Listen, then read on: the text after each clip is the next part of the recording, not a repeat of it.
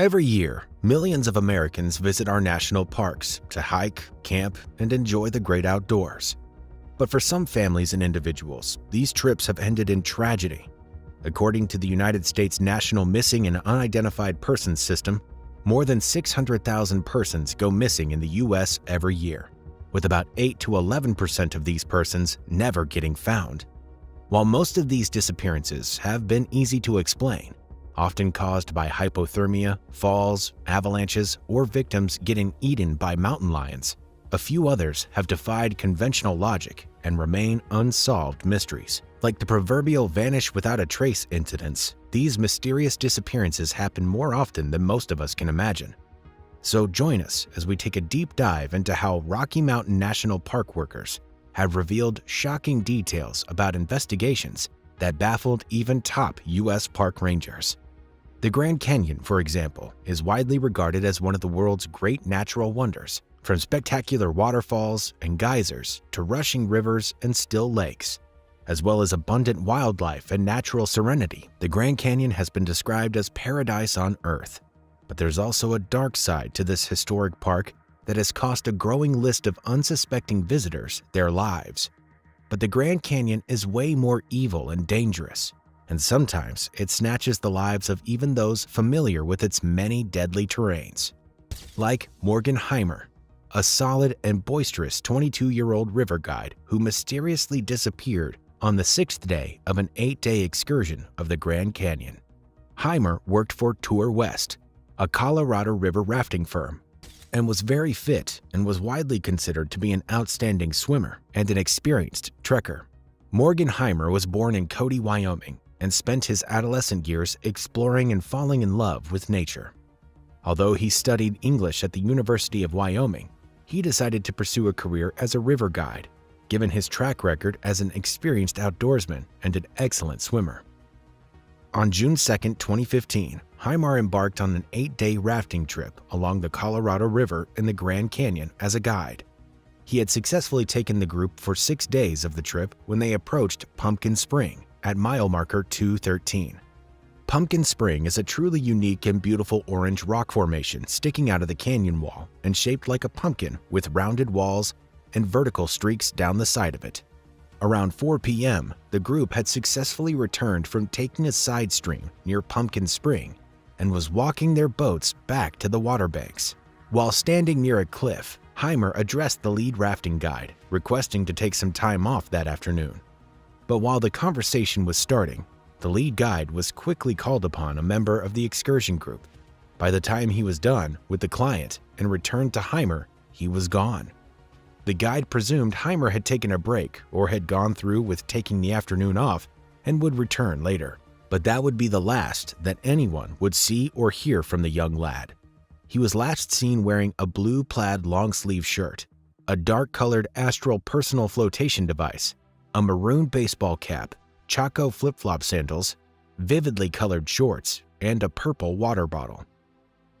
The group swam in the river all evening and later ate dinner, but Heimer only showed up for one activity. At 7:26 p.m. on the same day, a very disturbed group member reported him missing. When Heimer mentioned that he wanted a break earlier, no one paid him much attention. The rest of the party was so confident in his skills, he was wearing a life jacket and was incredibly familiar with the terrain. This report of a missing person immediately resulted in the launch of a 6-day search by park rangers and rescue teams, who thoroughly searched the river and surrounding areas between mile markers 211 and 215. They expanded the search to Diamond Creek, 12 miles west of Pumpkin Spring, when nothing was found in the first few days. Every Tour West employee, as well as members of rafting groups and other river guides in their groups, were interviewed. Still, no information about Heimer's disappearance was uncovered. After the 6th day, the search was called off, and Heimer was assumed to have drowned. But his body never turned up. According to investigators, it's only reasonable to assume that he never made it out, but the answers to why or how to remain largely unknown. But what do you think happened to Heimer on the banks of the Colorado River? Do you think he was a victim of misadventure and got lost in the canyon?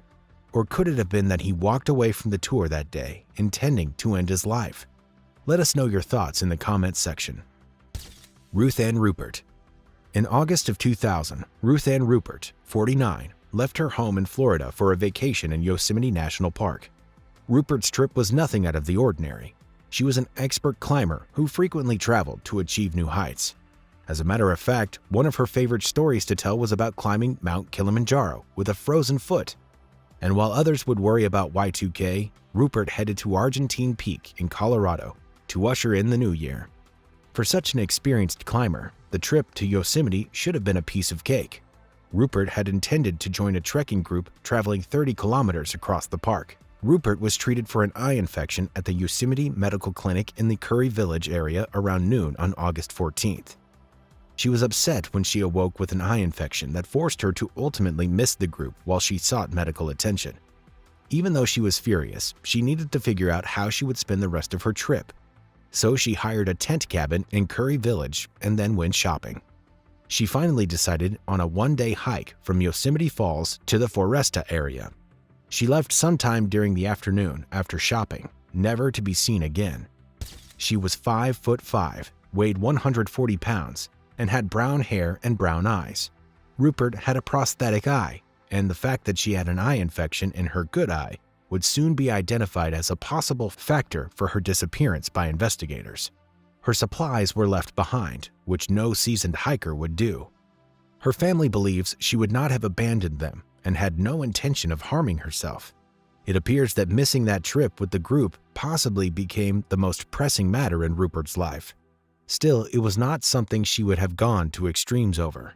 And despite an extensive search and rescue operation, Rupert seemed to have disappeared forever. Oddly enough, Rupert's backpack was discovered 8 years later in Fireplace Creek, lodged in a drainage region. Curry Village is around 8 kilometers away from Fireplace Creek. It is unknown how Rupert's backpack wound up there, and her whereabouts still remain a mystery. And while experienced hikers go missing is difficult enough to comprehend, what exactly do you make of a park ranger who himself went missing and remains to be found over 40 years later? Paul Braxton Fugate. In the National Park Service, park rangers are the standard. They are who you contact when someone is hurt or lost. Paul Braxton Fugate worked as a park ranger in Chiricahua National Monument, an Arizona national park. As a result, Fugate's disappearance at the park was beyond just startling. He had left the tourist center around 2 p.m. for a trek on January 13, 1980, and was never seen or heard of again. His absence was instantly detected when he did not return to close the park. He was the park's lone permanent employee and would have stayed with the other seasonal employee to finish the job. Unfortunately, Fugate would have been a natural expert in a park search and rescue attempt. However, the Cochise County Sheriff's Department and the National Park Service were forced to carry out the search without him. Chiricahua contains 17 square miles of canyons, rugged and dangerous terrain, and wildlands. All of these made things even more difficult for the search party. The search and rescue crews discovered nothing relevant to the park ranger. When this endeavor failed, a prize of $60,000 was eventually offered to the public for any information leading to Fugate's location. Despite this, Fugate remained missing for 42 years and remained so in MPS records. In a rather bizarre turn of events, the MPS told Fugate's wife that they reviewed his case and now thought he deliberately walked off the job and was thus fired. Dottie Fugate, Fugate's wife, was unable to claim his pension or any survivor's benefits due to this. They also asked that she reimburse the $6,000 plus they had paid her during his absence. Fortunately, the matter was examined again in 1986, and Dottie would continue receiving benefits. While the National Park Service acknowledged that there was no reason to suppose Fugate was still alive, the search for him continues. As if much older adults can disappear without a trace while touring parks, how many more little kids and young teenagers like this one right here? Stacy Ann Arris. Stacy Ann Arris was 14 when she went on a Yosemite National Park guided tour in 1981. Her father and 6 other people rode mules on the journey.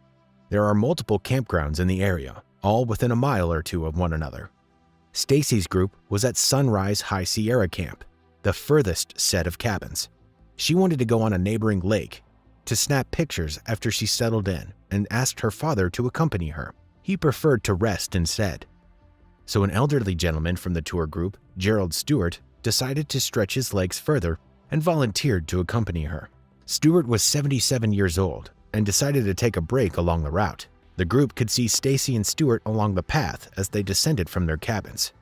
As Stacy continued, they noticed Stewart stop and sit on a rock, and shortly after, he walked back up to the cabins from where he had sat. He inquired of other campers who had come from Stacy's way if they had seen her, but no one had. When the group discovered Stacy was no longer on the route, at the lake, or with them, they immediately launched a search for her.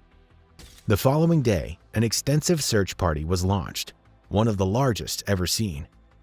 3 helicopters, 2 dog search and rescue teams, and about 100 personnel searched the area. Despite the massive and fast response to Stacy's abduction, the only sign of her ever found was her camera lens cap. The culprit was extremely cautious if she was hurt, as not a single drop of blood was detected. It remains doubtful that a 14-year-old at the farthest reaches of a mountain would have strolled away, never to be seen again. If she was hurt on the route, one of the many persons in the area at the time, or one of the search groups, would have found her. Stacy would have been 57 years old today had she been found, but hers is clearly another mysterious disappearance case in Yosemite National Park. Could any of these mysterious disappearances ever get resolved?